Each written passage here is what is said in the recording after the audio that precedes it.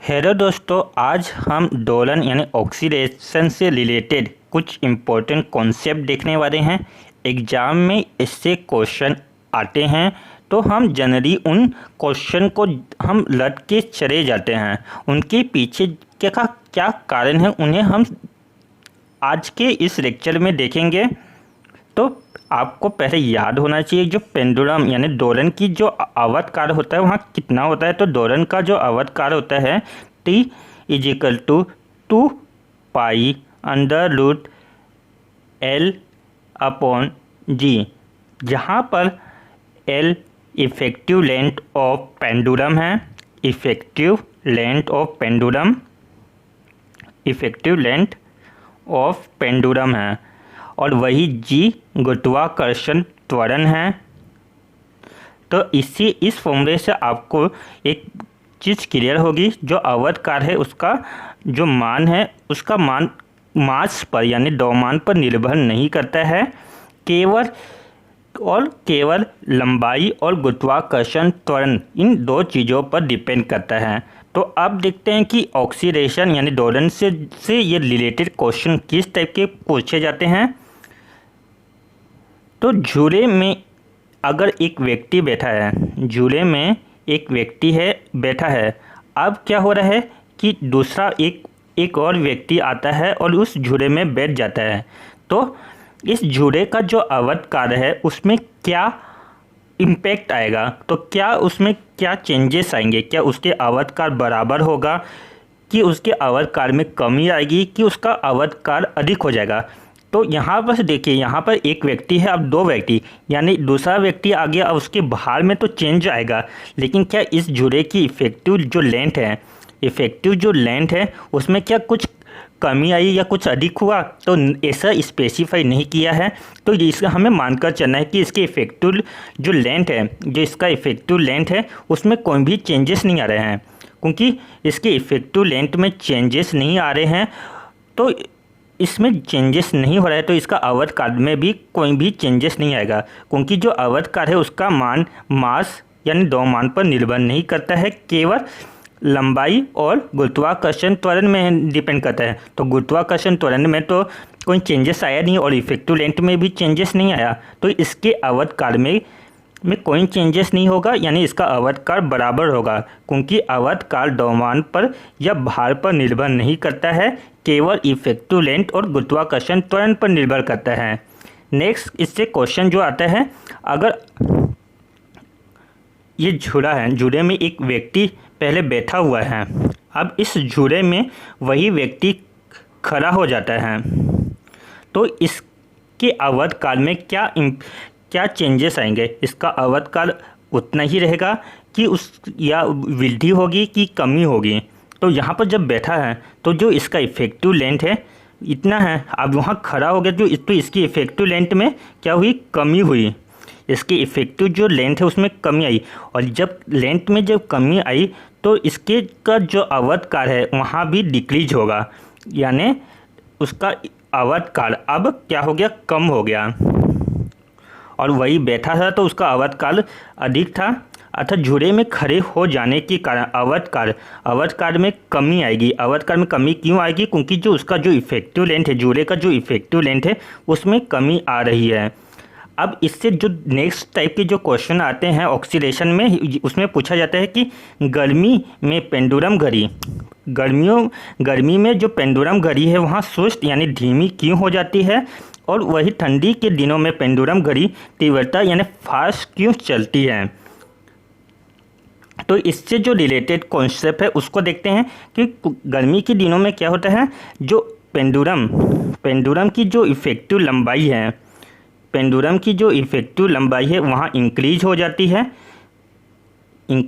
तो इसका जो पेंडुलम की जो इफ़ेक्टिव लेंथ है वहाँ इंक्रीज हुई, और ये जो इफ़ेक्टिव लेंथ है वहाँ आवर्तकाल पर डिपेंड करती है, यानी डिपेंड करती है। तो लंबाई में जब वृद्धि हुई तो आवर्तकाल क्या हुआ, इंक्रीज हुआ।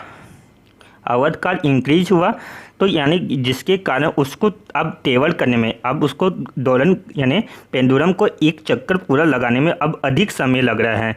तो जिसके कारण गर्मी के दिनों में वहाँ पेंडुलम घड़ी धीमी चलती है। वही ठंडी के दिनों में क्या होता है, ठंडी के दिनों में जो दोलन की जो इफेक्टिव लेंथ है उसमें कमी आती है, जिसके कारण अवध काल में भी कमी होती है। गर्मी, तो यहाँ पर मैंने लिखा है, देखिए गर्मी के दिनों में डोरी की जो प्रवाहित लंबाई है उसमें वृद्धि हो जाती है, जिसके कारण अवध काल में भी वृद्धि हो जाती है। वही ठंडी के दिनों में क्या होता है, जो इफेक्टिव लेंथ है, जो प्रवाहित लंबाई है वहाँ कम हो जाता है, जिसके कारण अवध काल में भी कमी होती है। अब नेक्स्ट जो क्वेश्चन आता है दोलन से, उसको देखते हैं। ध्रुवों में दोलन घड़ी, ध्रुवों में जो दोलन घड़ी यानी पेंडुलम घड़ी जो होती है उनका अवध काल घट जाता है, जबकि विषुवत रेखा में बढ़ जाता है। तो इसके पीछे क्या लॉजिक है उसको देखते हैं। तो एक चीज़ तो आपको क्लियर होना चाहिए कि ध्रुव में यानी पोल में जो गुरुत्वाकर्षण त्वरण का मान अधिक होता है, वही विषुवत रेखा में गुरुत्वाकर्षण त्वरण का मान कम होता है। और पृथ्वी के जो केंद्र में होता है, जो पृथ्वी का जो केंद्र है वहाँ पर गुरुत्वाकर्षण त्वरण का मान 0 होता है। इस चीज़ को आपको अच्छे से क्लियर होना चाहिए। तो अवध काल क्या होता है, अवध काल का फॉर्मूला होता है 2 pi under root effective length upon गुरुत्वाकर्षण त्वरण। तो पोल में क्या हुआ, पोल में जो गुरुत्वाकर्षण त्वरण है, यानी अगर देखिए यहाँ इस फॉर्मूले से ये चीज़ क्लियर हो रहा है, अगर जी इंक्रीज होगा तो ये जो मान है यहाँ कम होगा। जब ये मान कम होगा तो उसका अवध काल क्या होगा, कम होगा, अवध काल कम होगा। इतना तो समझ आ रहा होगा। वही अगर जो 2 pi under root L upon जी, अगर जी का मान में कमी हो रही है, तो ये मान जो है इंक्रीज होगा। जब इंक्रीज होगा तो अवध काल में भी इंक्रीज होगा। तो यही कॉन्सेप्ट फॉलो होता है कि ध्रुवों में जो पेंडुलम घड़ी है उनका अवध काल घट जाता है और वही विषुवत रेखा में बढ़ जाता है। तो पोल में क्या हुआ, पोल में गुरुत्वाकर्षण त्वरण का मान बढ़ा, गुरुत्वाकर्षण त्वरण का मान जब बढ़ा तो ये जो अंडर रूट एल अपॉन जी है उसका मान में कमी आई। इसके मान में जब कमी आई तो जो अवध काल है वहाँ भी कम हुआ।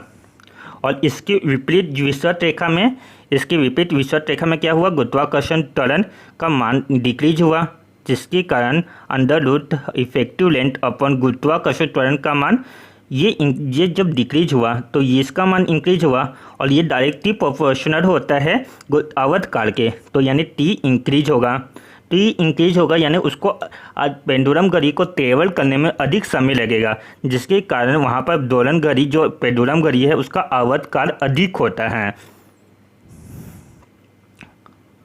आई होप ये जो 3 जो कॉन्सेप्ट मैंने आज बताए, जैसे कौन से कॉन्सेप्ट, झूले में एक साथ 2 लोग बैठे हैं तो उनके अवध काल में बराबर होता है।